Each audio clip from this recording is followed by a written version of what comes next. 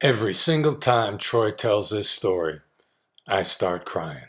So people always come up to me and say, hey, what was your toughest negotiation? I'm getting ready to tell you. We talk about not necessarily liking the person. You ask about common ground. This one you're going to find out I didn't have any common ground. You had to become a trusted advisor. We talk about tactical empathy. Recognizing. You have to recognize the other person's perspective. But it's not just good enough to recognize it, you have to demonstrate it. Once you can demonstrate it, you're going to start to build that relationship. You're going to build that rapport with them. You're going to become that trusted advisor. It's no different in your world. How do you get people to let you list the house? How do you get the sale? You have to get to know the person. It can't be about you. It has to be about them. So I'm going to tell you what happened. My wife and I had just bought a house. Lo and behold, we packed up. We're moving to the house. No sooner do we pull in the driveway, U-Haul full of stuff.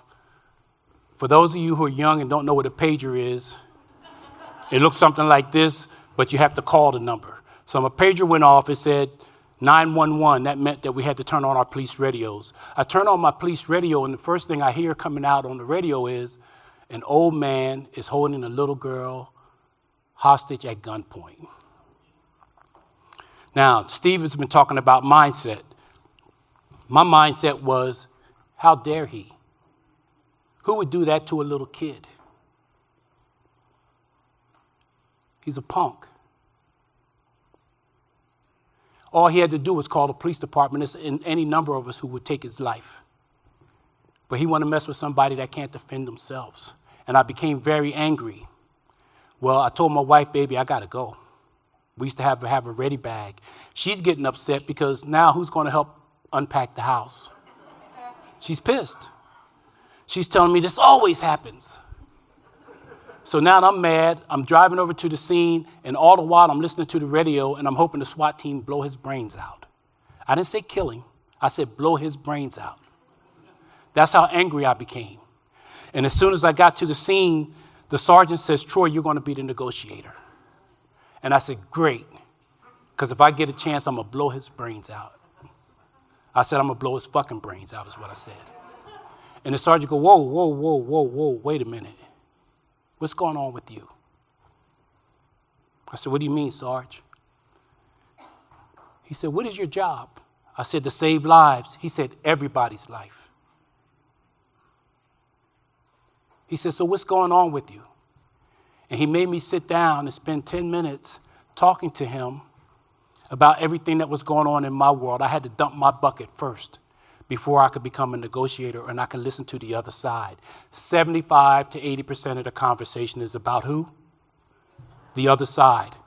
I couldn't do that because half of my brain was offline because I was thinking about what was going on in my world. Having to leave when we're trying to move into a house. My wife's getting angry at me. This guy's holding this little girl at gunpoint. And then he said something. After I got ready, I was ready. He said, Troy, you're going to have to go face to face because he won't take a phone.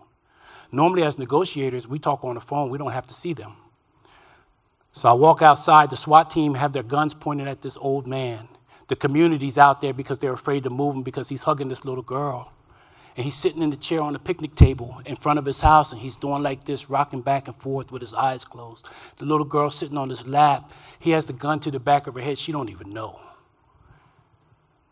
And he's rocking back and forth, just rocking.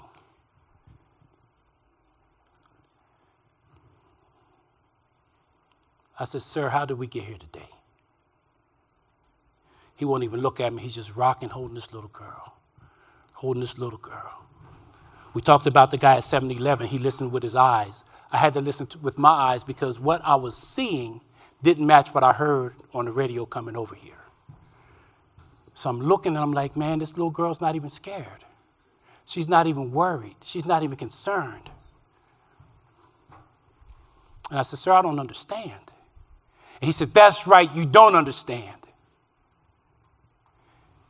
And I have a piece in my ear and everybody's trying to tell me what to say because they can hear it. We work as a team.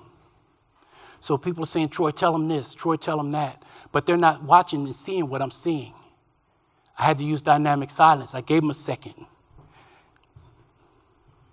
And then he started talking. He said, my daughter's a heroin addict. And every time she needs a fix, she'll do whatever it takes to get it. She prostitutes herself. She'll do anything anybody asks of her.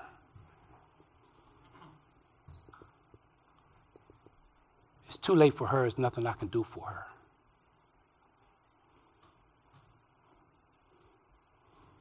Now she has a boyfriend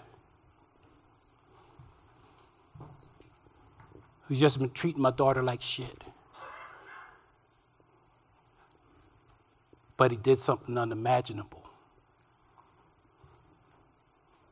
He sexually molested my granddaughter.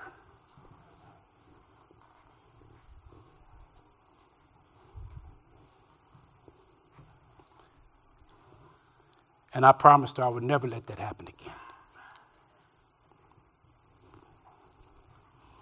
I said, sir, I could tell you love your granddaughter with all your heart. You're her superhero. You're her protector. You're her provider. There's nothing you wouldn't do for her. She's the most valuable person in the world to you. He says, oh, and by the way, this guy has a warrant for his arrest, and you dumbasses can't even catch him.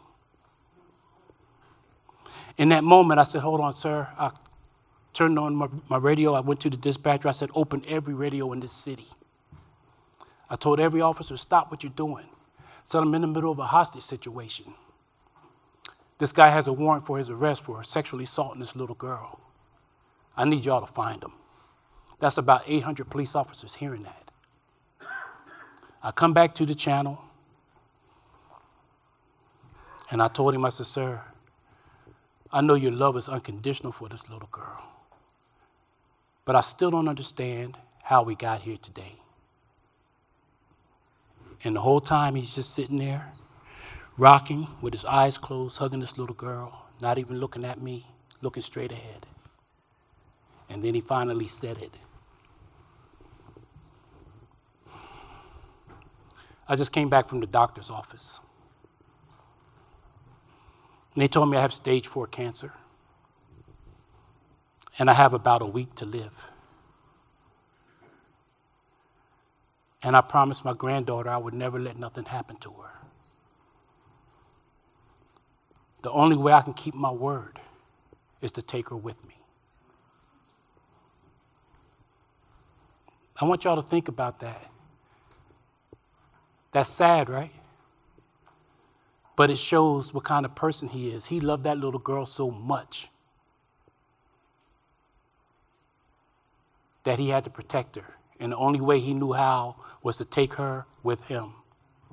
And at that point, I told you, everybody had been in my ear, Troy, say this, say that. As soon as he said that to me, I could feel every eye on me.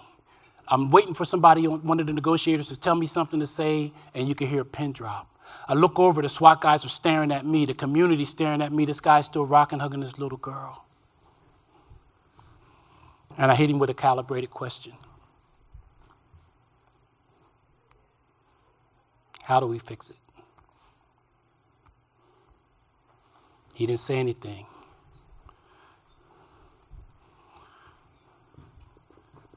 And I said to him, I said, how bad of a position would I put you in to let me take over that responsibility?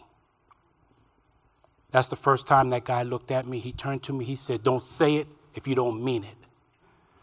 I said, sir, I 100% mean it. That man took that gun, set it on that picnic table, got up, walked over, and placed his granddaughter in my arms and said, now she's your responsibility. I turned and looked at the officers. I said, y'all need to arrest him. He committed a crime. Nobody wanted to put handcuffs on him. They took him down to the judge. The judge says, I'm not putting that man in jail. Take him back home. When he left, I had to give the granddaughter to his wife and say, look, I'll be back tomorrow because I have to figure out what I'm going to do next. But trust me, I'm going to keep my word. The next morning, I got up and I went over there. We had an officer sit outside of the house overnight. I went over there, I knocked on the door, and the man was there. And as soon as he opened the door, he hugged me, he grabbed me so tight. He said, "Officer Smith, I love you." He said, "You understood that I was giving you my most valuable possession." He was telling me I was a trusted advisor. And he said, "But I'm going to relieve you of your responsibility." He says, "I have another daughter, and her husband's in the military, and they found out and they're on their way here. I know you're a man of your word. You understood my values. You let me see your values just by the way you were with me." He goes, "But I'm going to relieve you of your responsibility because my daughter is going to adopt this little girl, and I would rather her be with family. But thank you, and I love you." The other thing that happened the day before I forgot to tell you was, as soon as he gave me the little girl, in my ear, one of the officers said, "Troy, we caught him." And I said, "Sir, they caught him." He said, "You don't have to lie to me now, and I gave you my granddaughter." I unplugged the earpiece. I said, "Say it again." He says, "Troy, we caught her." He knew that everything I told him was the truth. He knew how much I respected him. He understood my values. I understood his values. And ultimately, a week later, he did die. And your world is no different. When you're talking to these people and they got those emotions and they're thinking about this house, and just like the lady said, it's crumbling, it's falling apart, you're concerned about that. You're not concerned about her. Be concerned about her. Seems like, man, you've had so many great memories in this house. Let her tell you, yeah, and let her show you, because then she's going to start showing you the little things. Oh, this is where we used to mark when they started getting older. Oh, this is where she fell and bumped her head, and I thought this was the worst day of my life. Guess what? People are 6 times more likely to do business with people they like. Become likable. Don't make it about you. Find out the why behind her behavior. What is the emotion about? What's going on in her world? Then you'll walk out. You won't have to ask if you have the listing. She's going to tell you, you got the listing. You're not guessing anymore because you become likable. Throughout the day, we're going to talk about different things. We're going to talk about the right mindset. That's one of the classes we're going to talk about later. Ladies and gentlemen, put the effort in. Treat everybody with respect. Show them that you can be trusted, and you'll be amazed at what will come from it. Thank you.